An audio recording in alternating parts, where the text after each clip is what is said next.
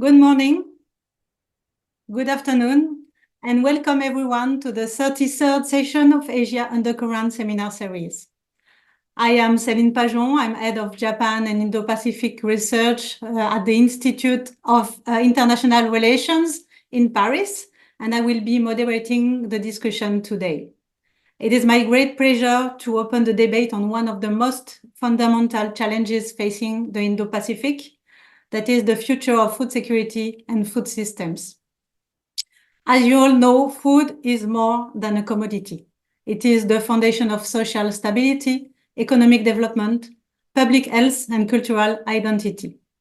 Yet today, the systems that provide food to billions of people are facing unprecedented pressures.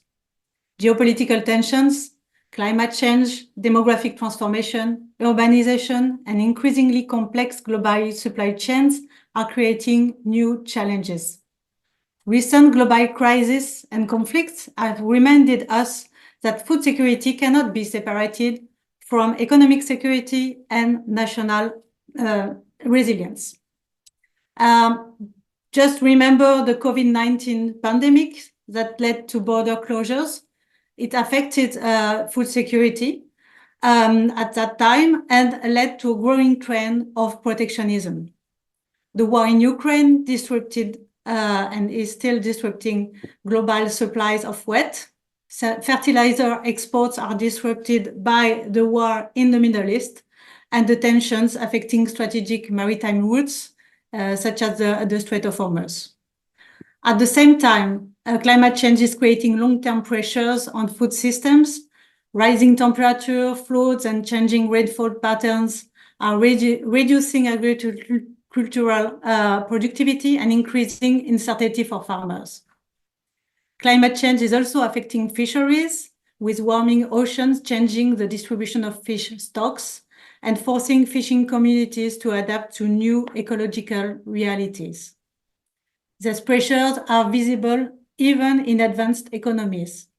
The recent rice crisis in Japan illustrated how several factors interact to create some food shortages.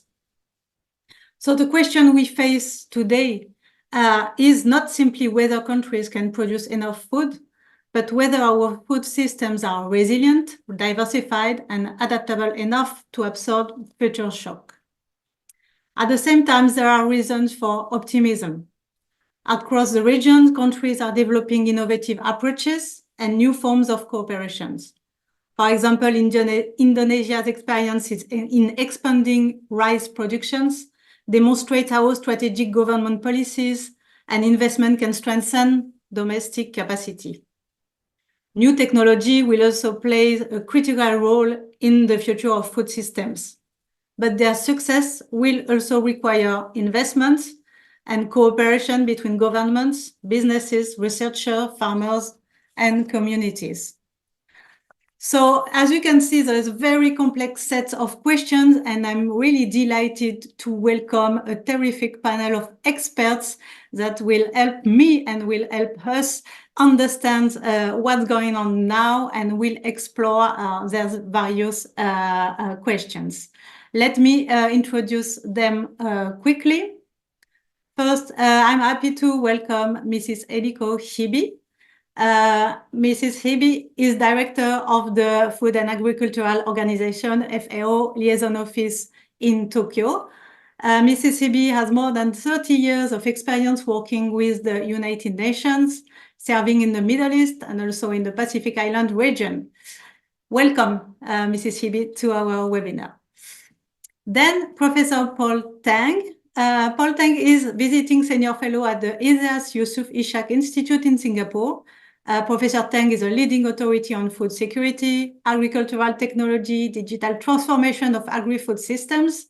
He has extensive experience working in the university and private sector in more than 40 countries, I believe, and wrote numerous books and articles. Welcome, Professor Teng. We are looking forward to hearing your thought.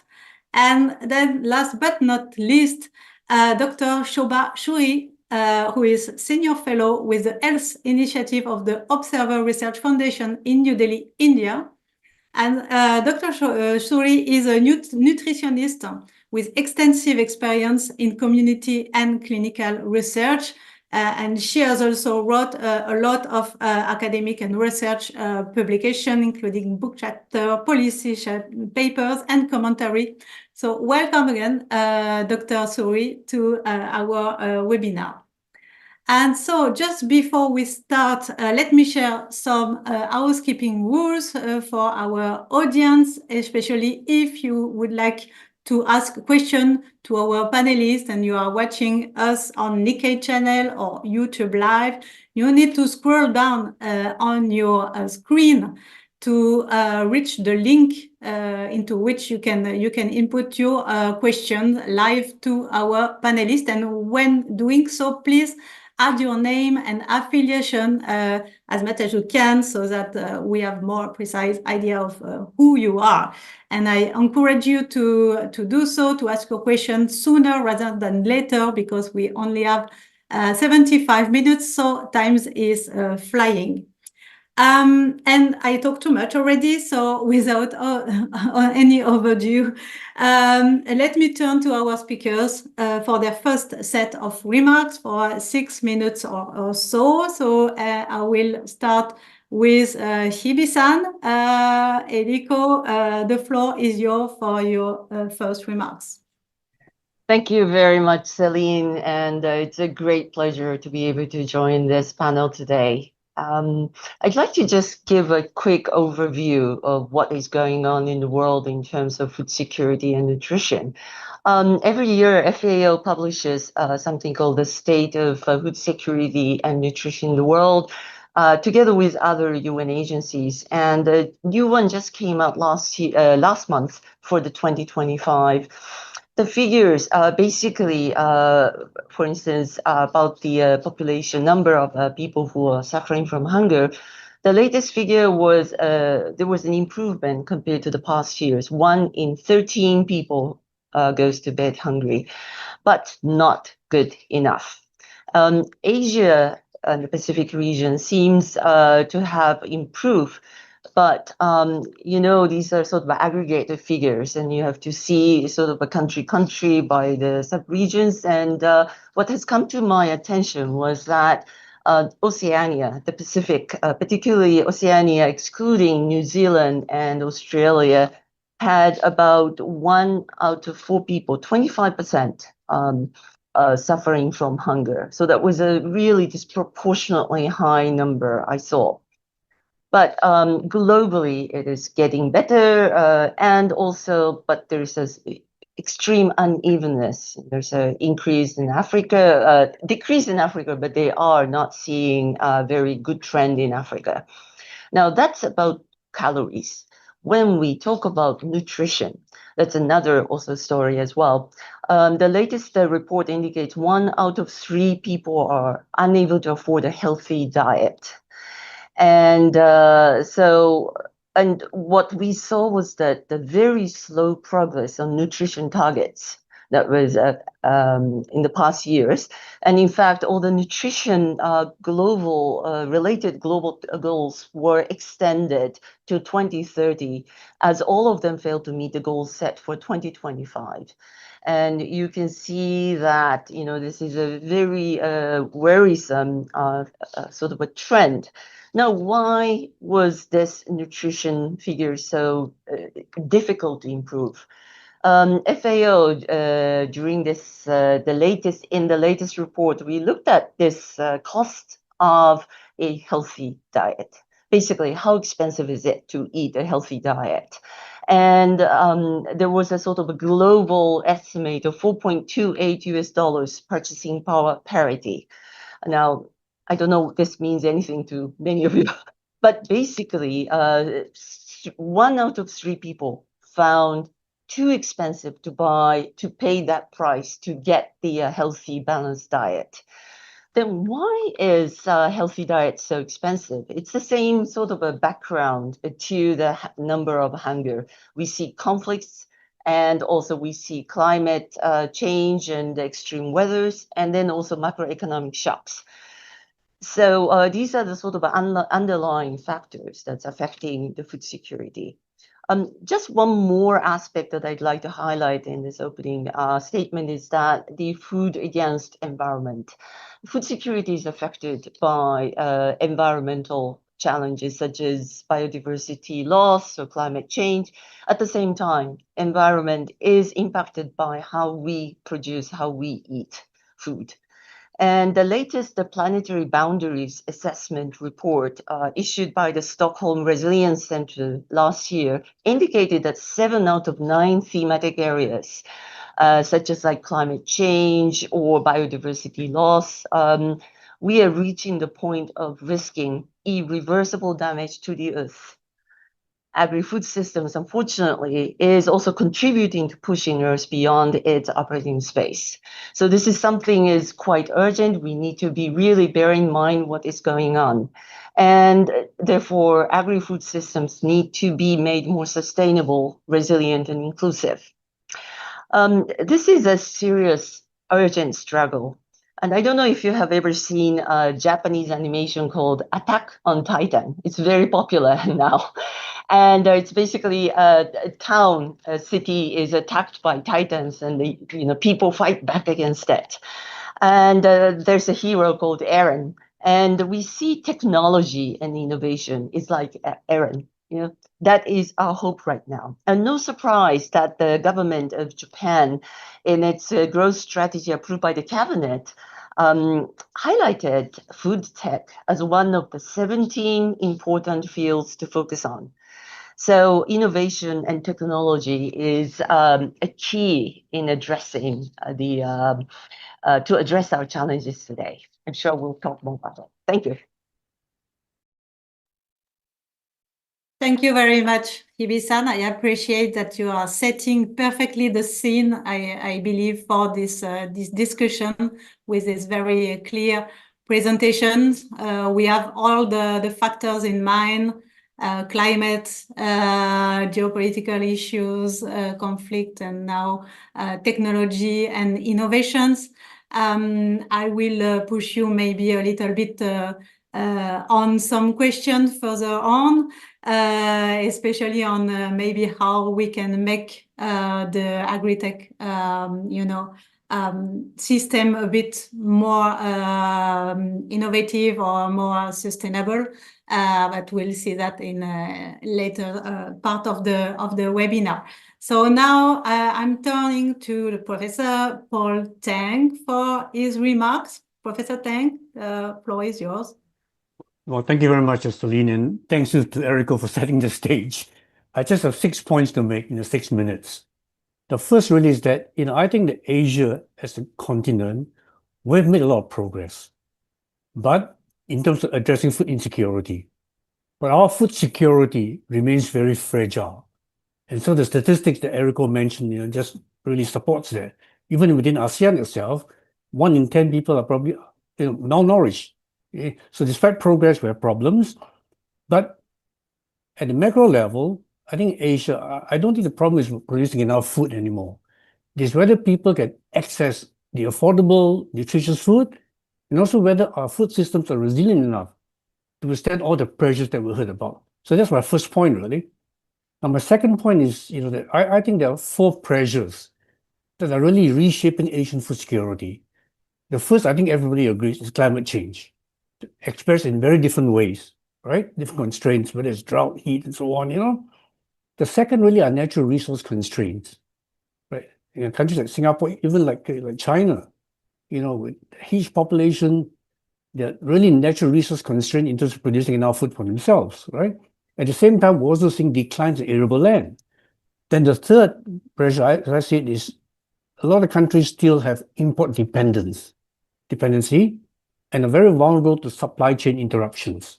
Whether those interruptions are due to geopolitics, due to climate, or whatever else it is, that happens really to actually disrupt the supply chains. There's a third pressure I think we're facing.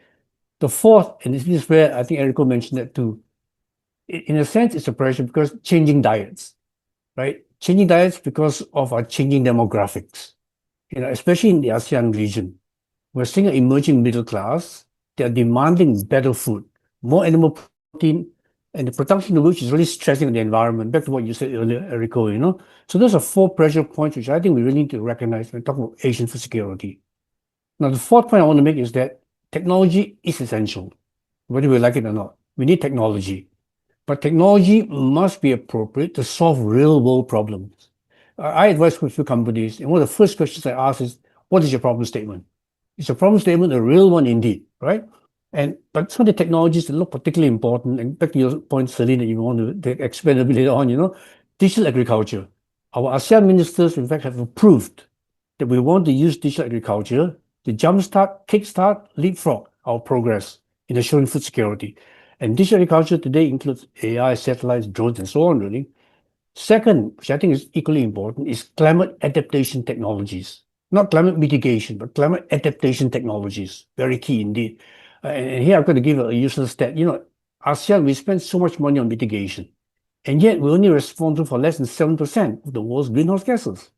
So why are we doing that? At the same time, we've got millions of small farmers who are suffering from climate change. So adaptation is very key indeed.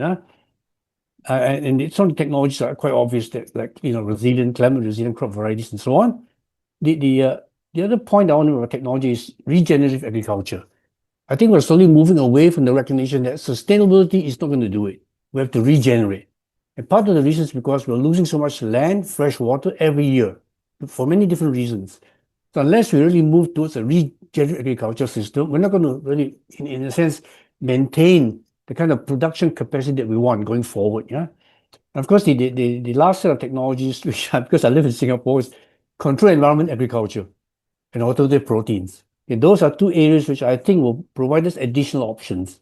And it's really encouraging to see that China, for example, is taking a big leap of faith into alternative proteins because they feel that they cannot meet their protein demand from conventional protein.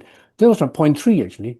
Now, my 4th point, which could be quite controversial, is that I don't believe food security can be achieved country by country or by countries alone.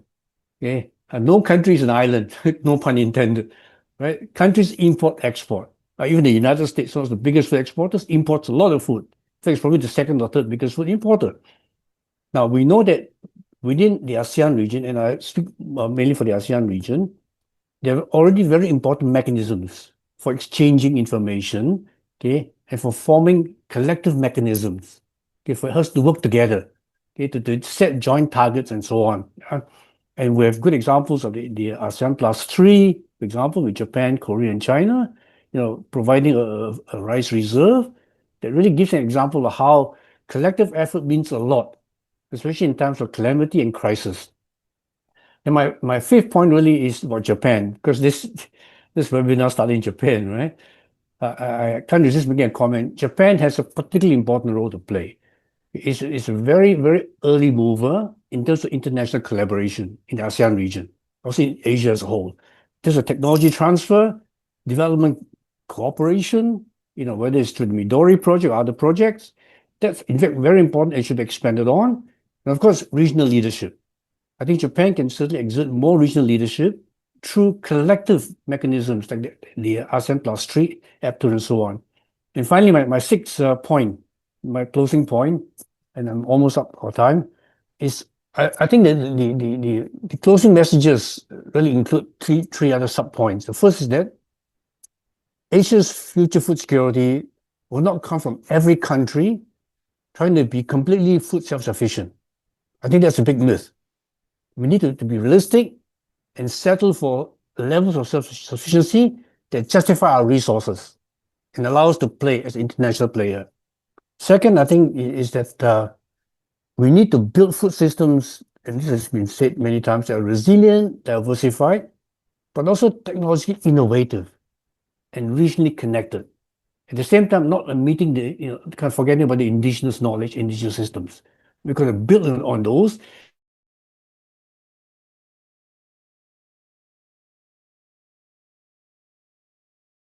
Especially now with FAO, I'm working FAO in Bangkok, digitalized crops, which are actually very key in terms of providing the climate resilience. And finally, I think success, should not be measured simply by how much food Asia produces.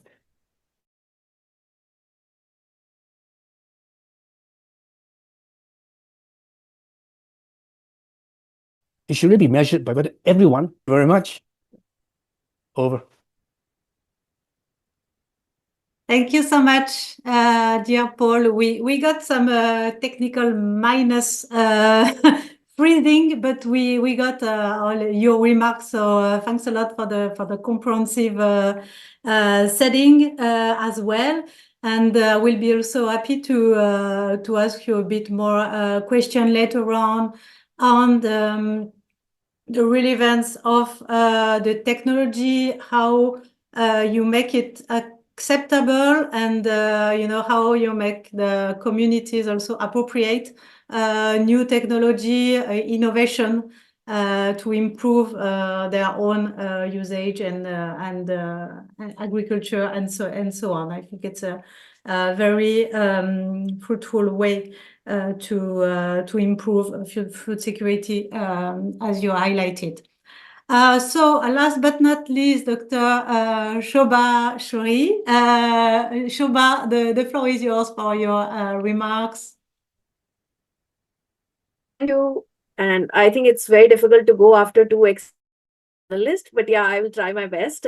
I would like to come from the India point of view. I mean, it's two extreme situations when we talk about India. Though in the past decade, we have kind of, reduced almost by half the undernourished population from almost 21% in 2000 to 10% today. And India has been, a driver of the broader improvements across South Asia. The other side of the story, we are still having a complex problem with almost nearly 43% of Indians who still cannot afford a healthy diet. And we also have the double burden of malnutrition, rather I should say the triple burden, wherein the child stunting and wasting remains stubbornly high. And also obesity, the adult obesity has also doubled over the past decade. So actually food availability alone was never enough.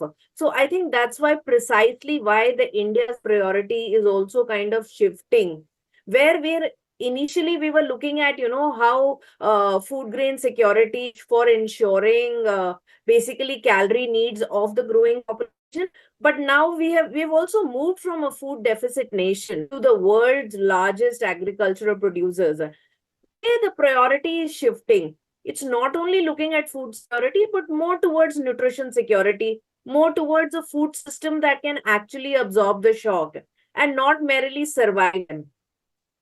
Multiple food security programs in Indo-Pacific Abhiyan, which is our national nutrition mission, and also large-scale distribution of fortified rice across the public distribution system do reflect this shift, wherein we are counting calories, we are moving on to addressing the idea of or the issue of hidden hunger. I would to make it through 3 points, which are basically the 3 approaches or the 3 pillars which India is looking at. First, it's the strong domestic production capacity. Second, the diversified import sources produce ourselves.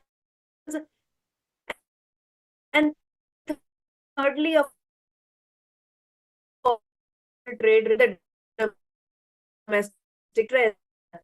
And technology is 3 pillars, because that's kind of a backbone. Looking at diversification, I think it runs at every level. And to give you an example, I think how the engagement with millets India has done is an extremely good example, useful.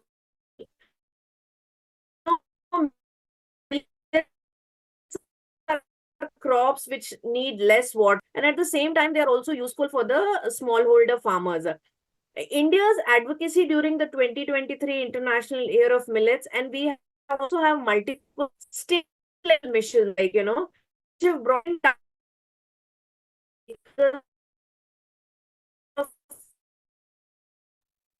land. Shoba, your local processing. And Shoba, sorry to interrupt. Yeah. Your connection is not very stable right now. Can you try to? Am I okay now? Yeah, No, I think the connection is quite weak. Power. So now your image is smaller, so maybe it's gonna be better.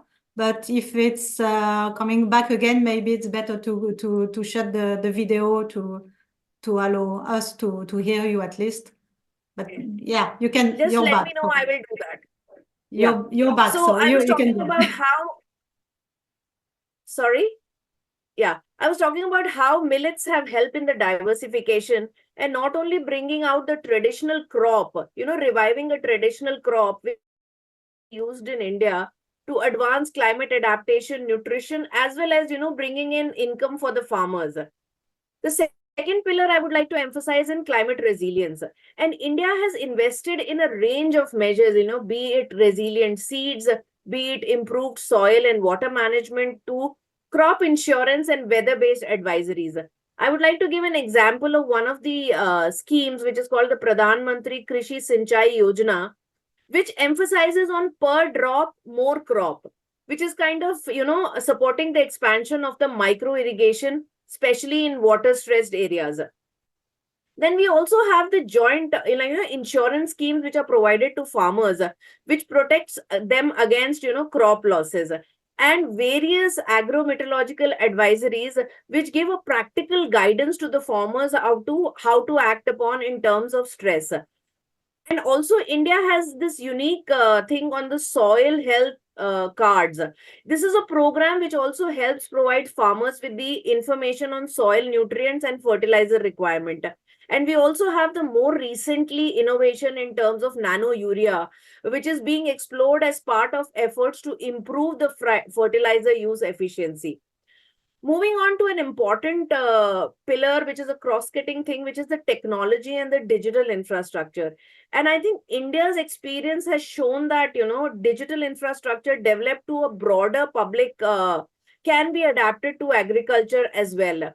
We have examples in terms of Aadhaar-based or the UPI-based platforms, wherein we provide support to agricultural delivery systems. One of our schemes transfers, income support directly to over 100 million farmer families without any leakage. We also have the ENAM, which is called the National Agricultural Market, which links more than 1,000 markets to improve price discovery, and also looking at the upcoming digital agricultural mission, which is kind of building a foundation. And all this with the support from AI, remote sensing, and early warning platforms, this is giving Indian farmers as well as policymakers to a very genuinely forward-looking view of the risk. Ultimately, I would like to say that all these efforts, when we look at technology, resilience, this need to be people-centered. I mean, we need to ask the question, does it improve the people's lives? Because food security, as also mentioned by my previous panelist, it needs to be deliverable, more affordable, it has to be diverse, it has to be nutritious, and it must also strengthen the livelihood of farmers, especially looking at the women in the household, especially being a gendered lens, because these are not only instrumental or central to the agricultural production, but also I feel they are more central to the household nutrition. But often it's been seen that, they are kind of left out and they kind of don't benefit equally from both the technological as well as the policy gains. I think these are some important factors which need to be kept in mind, and there are examples from India which have shown that these could work. So I would like to stop here. Thank you.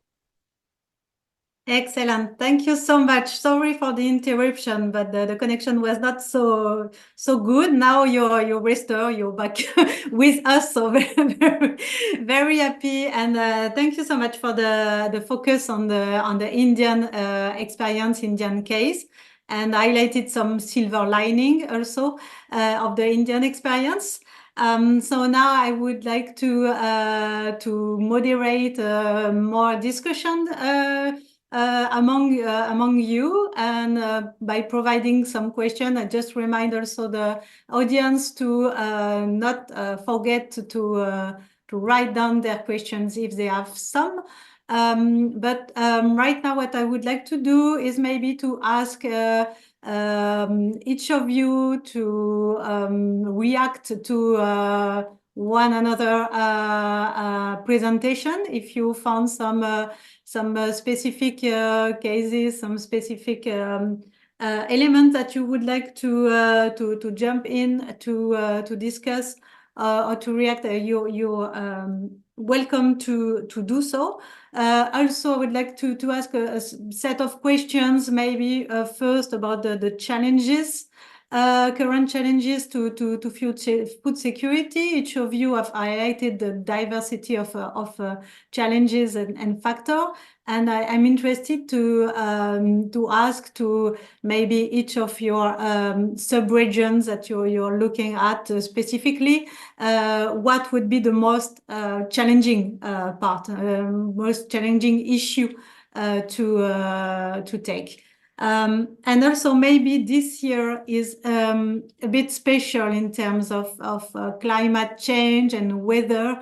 We know that we are now about to experience a very strong El Nino phenomenon that will have overreaching consequences on the region, especially Southeast Asia, South Asia. So I'm interested also to know what kind of impact do you foresee, and have you seen any preparations ongoing in order to better anticipate the impact of El Nino. So that would be my first questions for you three, and then you can try to answer within a few minutes, maybe 3 minutes maximum, and then come back and I will follow up with new questions. So why not go back to Hibi-san? Okay, thank you very much. And also thank you to the other two panelists whose comments are very insightful. Particularly Shoba, you mentioned about gender issues, and I think that's a very important factor. Gender and also the young people, youth participation is another aspect that we have been continuously highlighting in FAO as well. And this year happened to be the International Year of Women Farmer. And it's not just about farmer, but also all the people who are involved in food processing, to trading, to even research and development as well. They will all considered as a sort of a target. And it's really interesting that how that sort of international year message says that by actually closing the gender gaps in farm productivity and wages could raise global gross domestic product by $1 trillion US dollars, and reduce food insecurity for 45 million people. Now, there's a big figures, but basically we are really looking at every aspect that we can do to improve the current big challenges that we've talked about earlier, the Titan. And I think this is sort of a focusing on the farmer-centered approach, or the particularly the women and young people, and or even more vulnerable social structures. I think there is a huge importance attached to that. So that's one thing. Another thing is, as we have seen, FAO has just published this year with WMO, World Meteorological Organization, about extreme heat and agriculture. And the finding was really astonishing, that what kind of massive impact that it would have on our agriculture and food production. And there's a very interesting section as well. And I'm sure if people have time to read it, I would definitely recommend. But what really also shocked me was about the rice specific vulnerability to high heat, and how that would affect the Asia, including particularly India as well. And also how that would affect the dairy and the livestock production. And marine heat wave can, I think Céline already talked about it, but it can affect it affects the ocean, the fisheries and aquaculture. And another aspect is about 75% of the farm laborers in Asia and the Pacific are exposed to the extreme heat and extremely dangerous state. And that's a very high rate, 75%. And this is much higher than the global average. So I just wanted to mention those points. Over. Thanks. Thank you so much. Thank you also to pursue the discussion on the gender and the importance, maybe also on education, educating the younger generation about how to eat, and also the traditional knowledge about how to nature, and to know how to get some traditional crops and traditional culture. So now, Paul, do you have some remarks? Céline, I couldn't catch a large part of what you were asking for just now, because you just came in and out. Were you asking us to talk about challenges and threats? Sorry, yeah. What would be the main challenges you would say to ASEAN countries in particular? Yeah. What would be the priority, and also the El Nino phenomenon, how you assess the impact? Okay, thank you very much. That makes it much clearer. Well, I think many of the threats and challenges here are no different from other parts of Asia or the world, in fact. I would say climate extremes is probably number one, actually. I totally agree with you on the heat spikes. Heat spikes not just affect plants, animals, also people. Those have to go to the field. And there are some interesting innovations coming about, like clothing that can reduce temperatures and so on. When you wear them, so very interesting technologies coming around. The second actually is water insecurity. I'm really kind of afraid of that. I was on a podium with the former Cambodian Prime Minister at the World Summit recently, and he was saying even Cambodia, one of the world's largest freshwater resources, they're really worried about lack of fresh water for farming. Okay, so that's second. Of course, the third, everybody accepts, geopolitical conflict, which is totally unpredictable. There are black swans, there are white swans, all kinds of stuff. So what about that? Now, in terms of the El Nino, I think increasing now, I think the whole community is recognizing that yes, the predictions are coming true. That is super El Nino. But as I wrote in a recent article, it's not El Nino per se we're really concerned about. I actually coined the term a polycrisis. We're ending into a polycrisis situation now, where El Nino is only compounding all the other problems that we see. Where if the individual crisis, whether it's the fertilizer shock, whether it's energy shock, and so on, So El Nino is coming on top of that. So it's going to affect production, affect distribution, and so on and so forth. So ultimately, what is important is for us to recognize that to solve those problems, we can't use the more traditional approach, where we tackle one shock at a time, one threat at a time. We're going to tackle threats in concert, basically. And that's something that most governments really don't know how to do that at all. I can say a bit more about that later if you're interested, because I think we're now really talking about collective resilience as a concept. And in the ASEAN region, this was mooted by the Singapore Prime Minister in May this year at the ASEAN Summit, the Leader Summit. We actually pushed for the concept that we must have collective resilience. We can't tackle things alone, basically.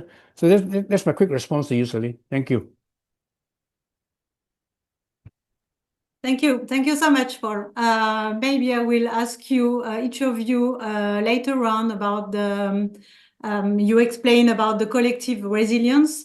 What are the main successful initiative in your views regarding, regional cooperation or, multinational cooperation in this domain? Then Shoba, I'm looking forward to your remarks.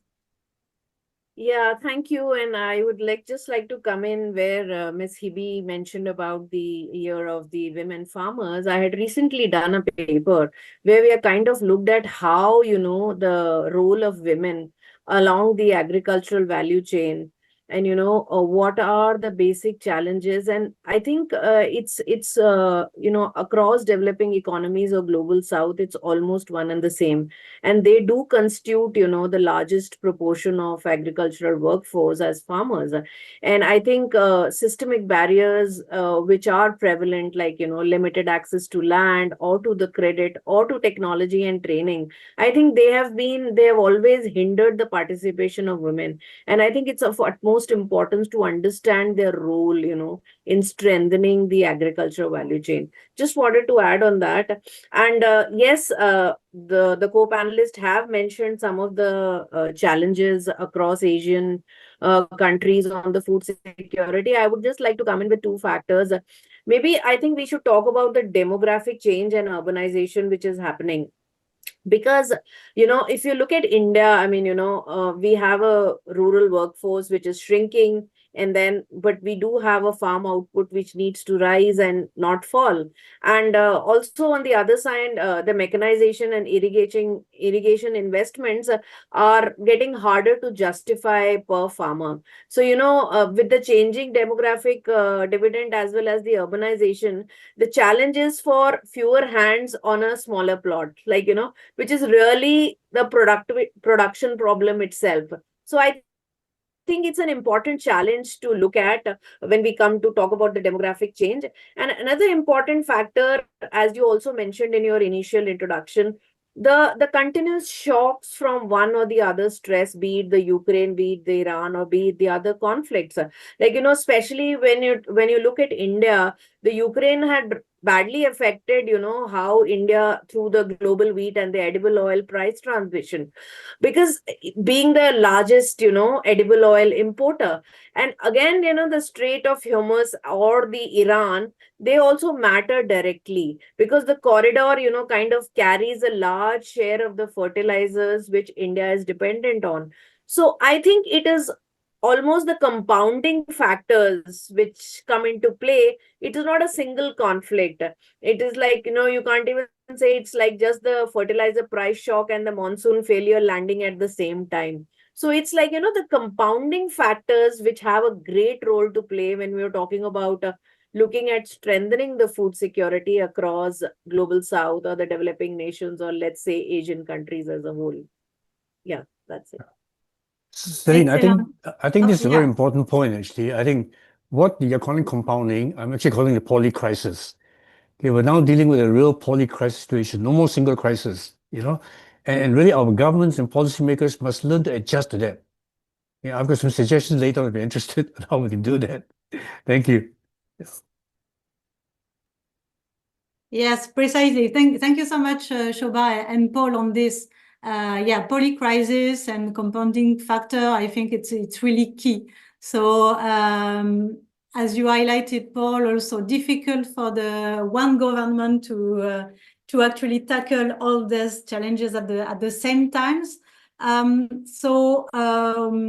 not trying to find some interesting example of a partnership or regional cooperation that you might have in mind that would act like a kind of safety net or a kind of good platform for information exchange and listen learns to one each other to try to support the countries in the region or in the sub-regions about being able to build more resilience food supplies. Do you have any good examples in mind, concrete examples in mind regarding partnership and regional cooperation?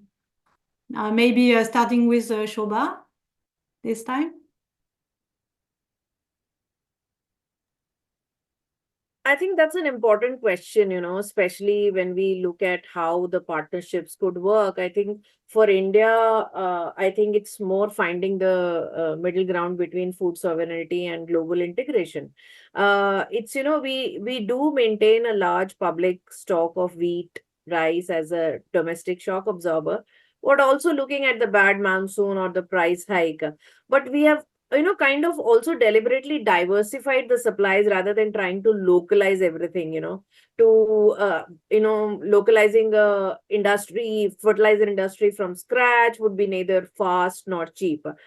Coming to your question on what has worked, I think from an India's vantage point, I think frameworks like the ASEAN or the Midori or the IDACA are pretty useful. We have this Japan-Asia agricultural partnerships. They work as a good model, or would say it's more Asian centered, and India kind of sits outside that, kind of architecture. But even Japan technical cooperation through the JICA on irrigation and farm mechanization have been very useful and have been useful partnerships, and the Act Asia Forum projects in the India's, I think the Northeast, wherein they kind of blend agriculture and connectivity. I think they've also been pretty useful. And these models have worked across, government to government projects. and they have been truly integrated kind of a regional setup. I think some of them have worked, some of them don't work in all settings, but then there are possibilities that some models could be scaled up. Yeah. Okay, excellent. Thanks a lot. Paul, do you have any concrete example in mind? I've got two I can think of. One, as you know, is the ASEAN, the Association of Southeast Asian Nations. There are now 11 of them. And within ASEAN are partnership mechanisms that have concrete results. One, of course, is the one that was supported by Japan initially, the APTA, ASEAN Plus 3 Emergency Rice Reserve. It holds a reserve of some 800,000 tons, contributed to member countries and the plus 3 countries, where countries that suffer from calamities or severe weather can draw on that fund. So that's one example of a mechanism within ASEAN that works. Now, beyond that, we've got, for example, another project that was funded by Japan, the ASEAN Food Security Information System. It was, in fact, started by Japan. And the aim of the system is to collect as much information as possible that allows decision makers to really understand what is happening with regards to the components of food security, whether it's availability and so on. Now, what they lack, in fact, is early forecasting capability, which really should be the next phase now. Okay, so that's an improvement of the current partnership. There are many others. In fact, I mentioned the Midori thing. There's also something else, the ASEAN CGIAR Compact Agreement. CGIAR is this consultative group of international agriculture centers that includes IRI, the Rice Center, and many others. They're very active in this region, and they've been, I would say, one of the proponents and also developers of important technologies, like the flash flood, tolerant rice that's now grown widely in India with the sub-1 gene. Okay? So that's an example of kind of the CGIAR, and the regional government initiative. Now, the other at the sub-regional level is the Mekong River Basin area, the Mekong River Commission. There's been a lot of developments there, in fact, coming together, all the Mekong countries, including parts of China, right, to say, what can we share? What can we do together? How do we, in fact, rationalize our limited resources? That's just two examples. There are many other sub-examples of our partnerships. But in the context of food security now, increasingly we're seeing bilateral partnerships between countries like Singapore, New Zealand, for example, Singapore, Vietnam, to assure supply of rice, things like that. Now, that I would suspect will become more and more important in terms of volatility of food insecurity as it occurs. Yeah, just very quick examples. Thank you. Great, thanks a lot. Hibi-san? Yeah, thank you very much. Perhaps because Shoba and Paul already talked about the sort of a country-specific region focus, allow me to bring the attention to the important role of the UN and the international organizations, because partnership, of course, the organizations based on that principle. And we firmly believe there are, some criticism towards the UN system, but also there's definitely a sort of a concrete experiences and the benefit that we can offer, which is really the sort of a multilateral knowledge, information, data that comes from the countries. And particularly, I'd like to emphasize that how much FAO, for decades, we have been receiving data from member states and make them available and accessible to people, to the governments, the policymakers, the private sector, researchers, everybody. And these information and data is essential. And it was really interesting when I was reading this SOPHI report, the State of Food Security and Nutrition one. I realized some of the countries really didn't have critical data set. Some countries had very strong data set and some countries didn't. And, for me, this is such a sort of a fundamental area for partnership. And the international organization like the UN plays a critical role because we remain neutral and we obtain more updated, better quality data with technical assistance. So I'm moving away a little bit from the region or specific area, but I'd like to underscore the importance. And also, the UN comes up with a certain standard setting. We take it for granted, for instance, like Codex Alimentarius, the food safety standard. Without that, it would be so difficult for us to maintain good, robust international trade. And I see that the sort of the members, experts continuously talking about how to improve it, what is the sort of the latest, updating it. And I believe those are the sort of a partnerships that needs to be continued. And we need to also, it would be good to appreciate what we have already in that level as well. Thank you. Thank you so much, Hibi-san. Indeed, I think the UN and FAO has a very important role to play. I think what would be the key is to have a blending and mix of bottom-up initiative and then bottom-up knowledge from the indigenous people, local community, and so on, with some kind of top-down support regarding data, base, science, innovation, and so on. That's going to be one of the solutions, maybe to better cope with the multiple challenges.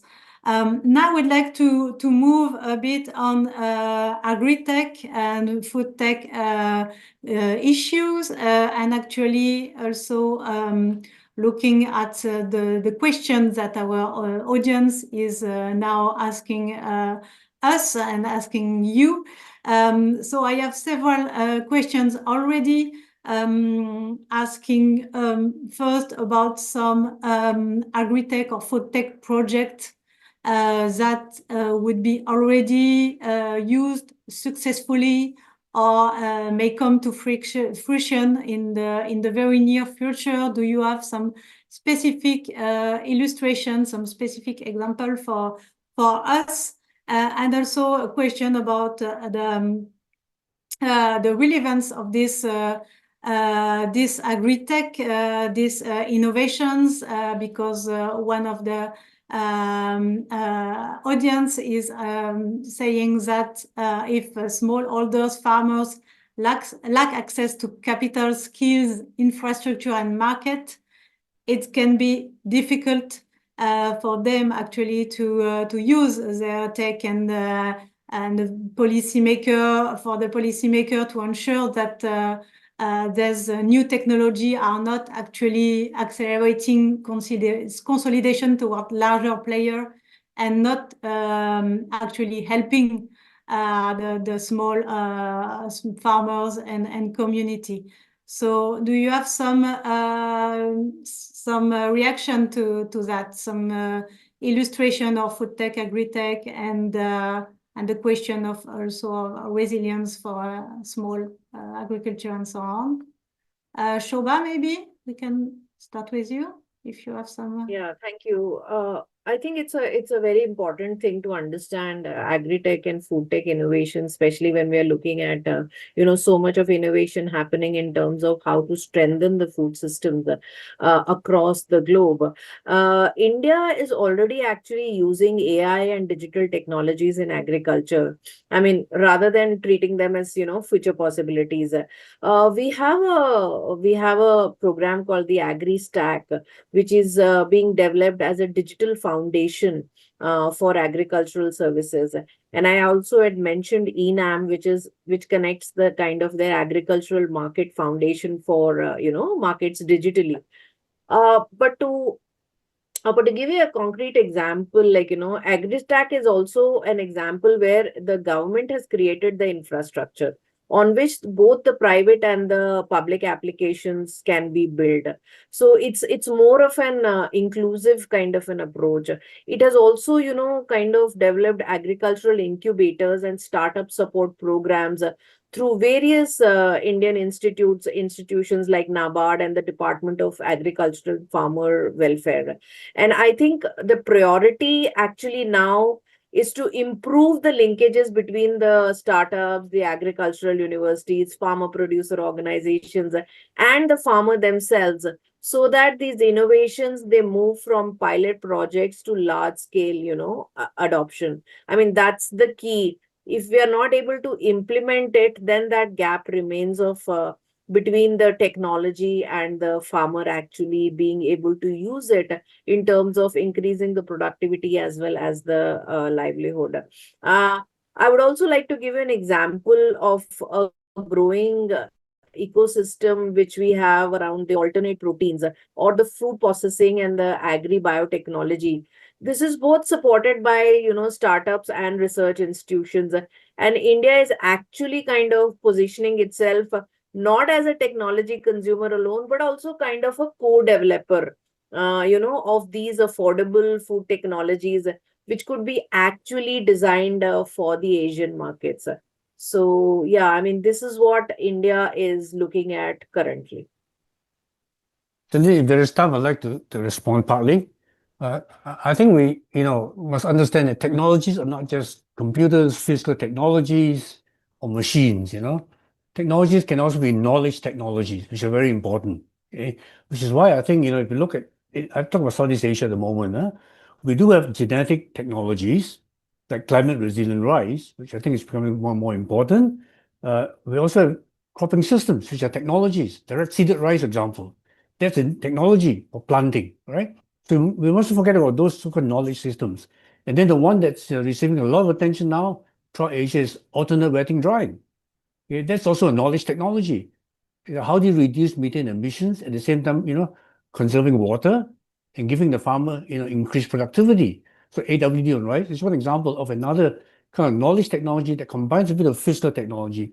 Then there's all the others like, in the context of climate change, right? Precision fertilizer management, which I think, is again becoming more important. How do you ensure that the fertilizer, especially the nitrogenous fertilizer applied to crops, don't get volatilized and contribute to global warming? How do you make much better use of it? And there is knowledge technology available, developed by different organizations. So those are examples which I think are quite important to recognize that technology alone is not just physical technology. Okay? That is beyond that. Even some aspects of indigenous knowledge. There are very specific knowledge technologies in there on planting times and so on. I just wanted to make that point. Thank you. Thanks a lot. Eriko, do you have something to add? Yeah, a little bit here. I mean, I'm sure this is happening not just in Japan, globally, but the rural area is aging, and they're basically aging workforce in the agriculture sector and declining interest among younger generations, particularly because these primary production sectors are seen as physically demanding or sometimes dangerous and also insufficiently profitable. So many people I talk to in the sector, agriculture, fisheries, they say that, well, I don't want my kids to inherit this because they can't be rich. They can't have any, ends meet. This is very, very demanding in that sense. And there is a sort of a prevailing sense that unless you can make agriculture or the primary food production sort of a, really profitable, not a huge, but still something that is attractive enough for people to get engaged, it is very difficult to bring people. And that's where these sort of technologies and the use of innovation technologies tools become useful. And also some younger generation people are interested because they find it more interesting. And as Paul has already said, these water, fertilizers, pesticides, energy, other inputs, they need to be used optimally, and also the health data of the land or water and so on. So these are more important for informed decision making and basically improving the farm management. We all know in general now, as I think Shoba mentioned, I really think that the individual new technology could be very expensive. And so many people also told me that, no, these are great, but who's going to use it? I'm not able to use AI, or it's not possible for one family to own this. I've seen several places that where like the cooperatives or the groups purchase together and then come up with a sort of a common use.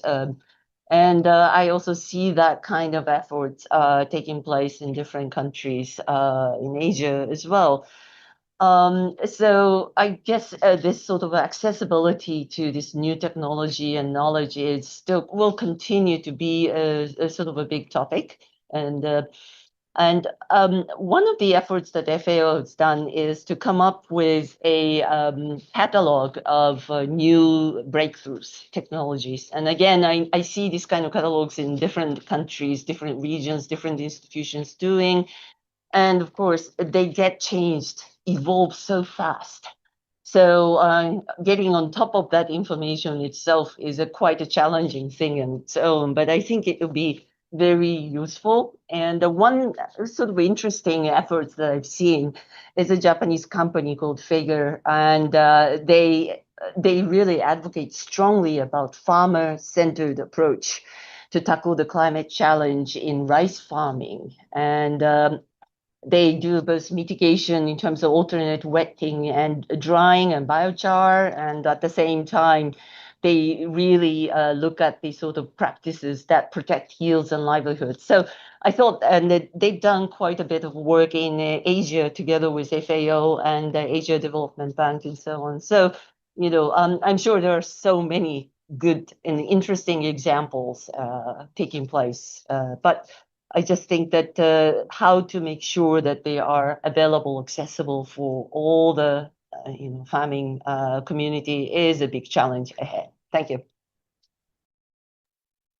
Thank you very much, Eriko. Indeed, that I think a tricky question that I've got from one of the audience is about the role of the states.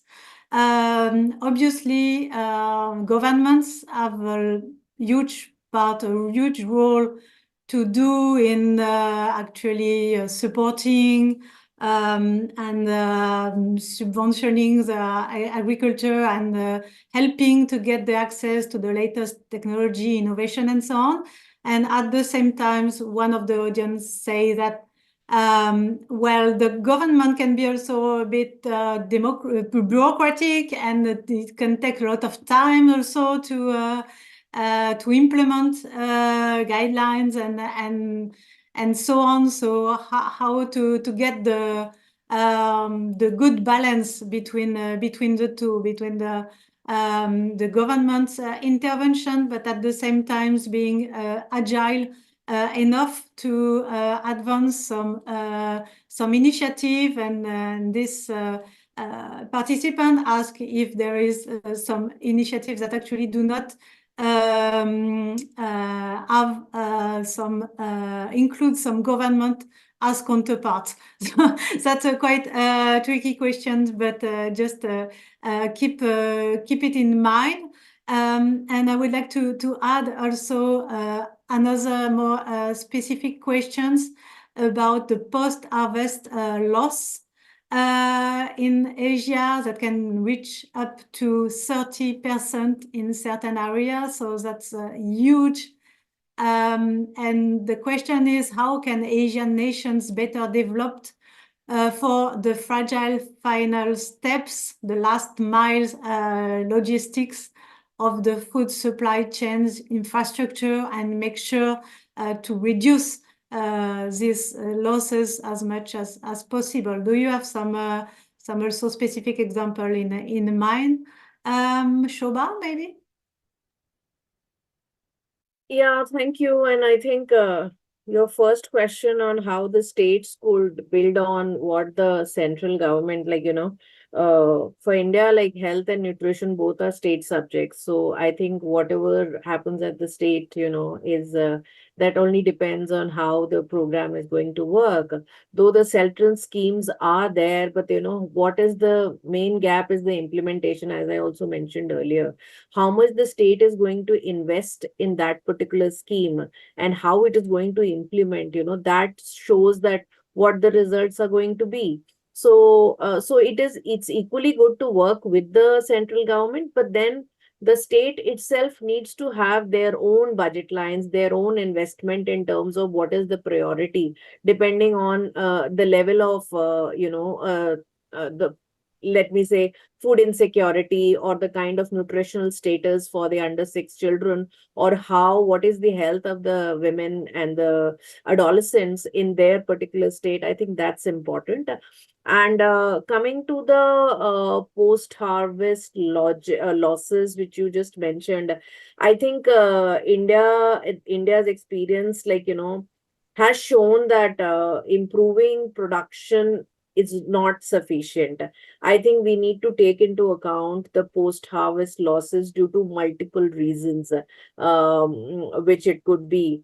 Like, for example, the horticultural commodities can face substantial losses because of, the poor infrastructure, poor cold storage, or, poor transportation, or even the grading and the processing. We do have the agricultural infrastructure funds, which is like a cold chain infrastructure, and which also has a food processing capacity. So, I mean, that is precisely being implemented to kind of address these, post-harvest losses. And also the digital platforms, I would say, like, the digital platforms have really been implemented, not only to improve the market access as well as the price discovery, but also I think it's important to connect all of them, like, to connect the storage, connect the logistics, connect the processing and the marketing, so that the farmer losses are, kind of minimized. And they not only produce less, but they produce more, but the losses are less, and the value capture is there. So I think it's an idea is to kind of bring all the value chain together and to strengthen each step of the value chain to be able to overcome the post-harvest losses. And so that also, when you look at the last mile logistic or last mile connectivity, as to say, I mean, the farmer also needs to benefit, at the end of the day. And if he has more losses, I mean, his livelihood is also gone. So I think we need to connect all the dots across the value chain to be able to overcome the post-harvest losses. Excellent. Let's connect the dots then. Dear Paul, do you have something to add?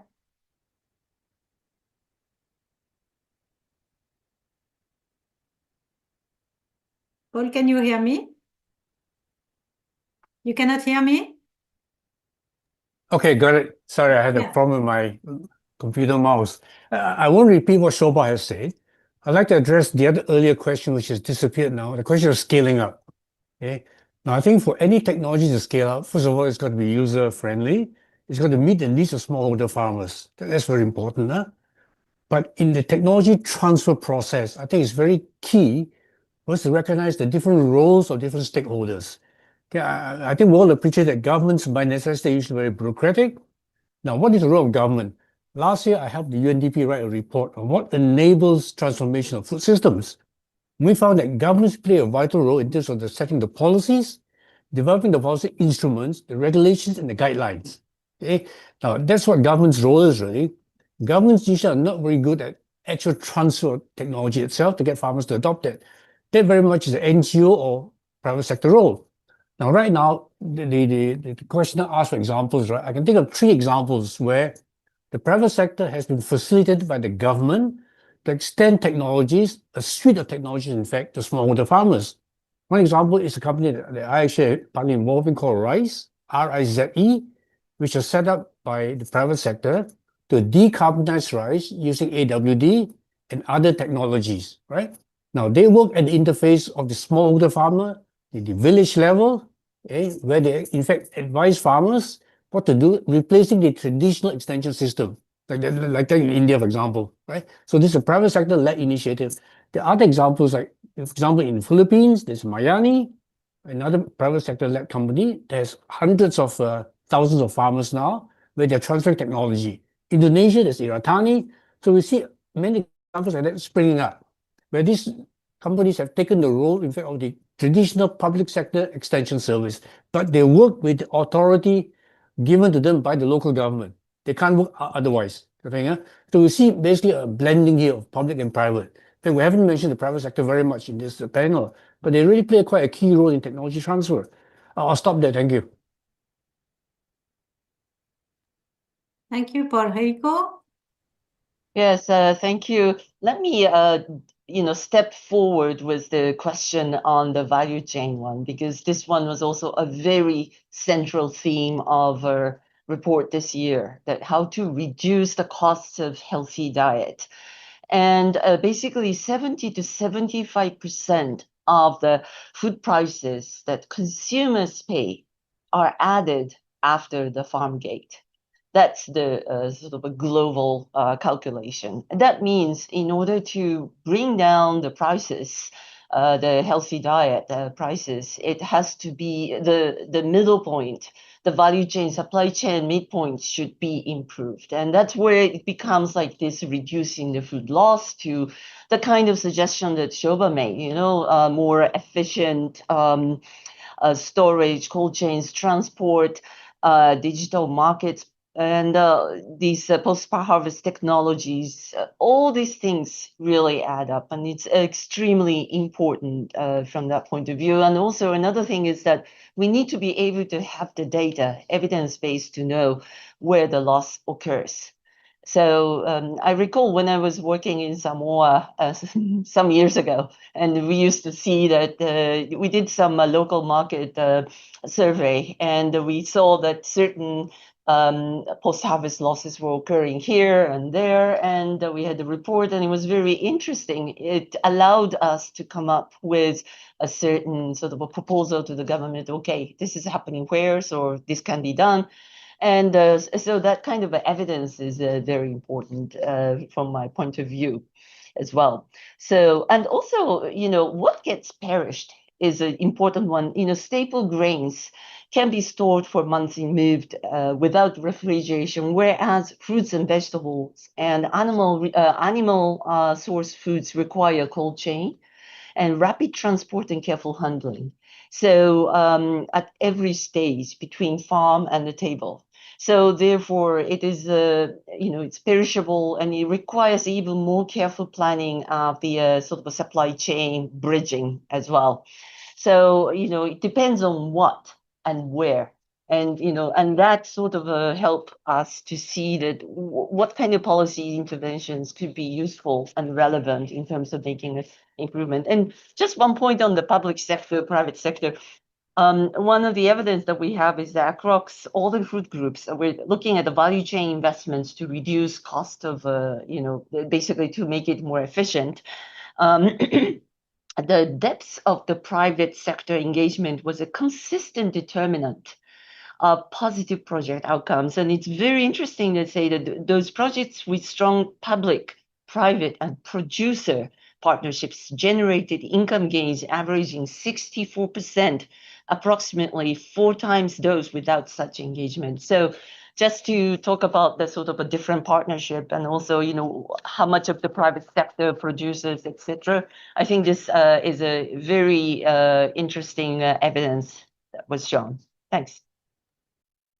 Thank you very much, Eriko, for also highlighting the role of the private sector. I think the discussion was very fruitful and very dense, and we are almost, ending our seminar right now. I think we could continue for hours and hours, and I'm confident that now you're in touch with one another, and you can follow the discussion. It will be difficult for me to sum up, but what I get from your remarks is that the food systems right now are in a state of extreme fragility because they are under a number of challenges and factors that are acting like a polycrisis. So indeed, very challenging to tackle. Not one government can do that. We need to work together to develop some kind of international or regional partnership and cooperations. It needs to be a transversal effort also, and to include as many stakeholders as possible, be it from the public sectors, government, international organization, but also private sectors, NGO and business as well, and of course to include the local communities and agricultural sectors. So that's huge. I think we have a lot of efforts still to make to act as a bridge also between the different kind of experts in these different domains to try to find some good solutions. So I hope that you like the discussion as much as I had to. So please, for the audience, send us your feedback by filling the satisfaction survey. You will find if you scroll down on your screen. Please stay tuned to the upcoming sessions of discussion to be held during this fall. Thanks again for our 3 excellent panelists. Thanks for the audience to stay with us, and have a good end of the day. Thank you. Thank you. Thank you. Thank you very much.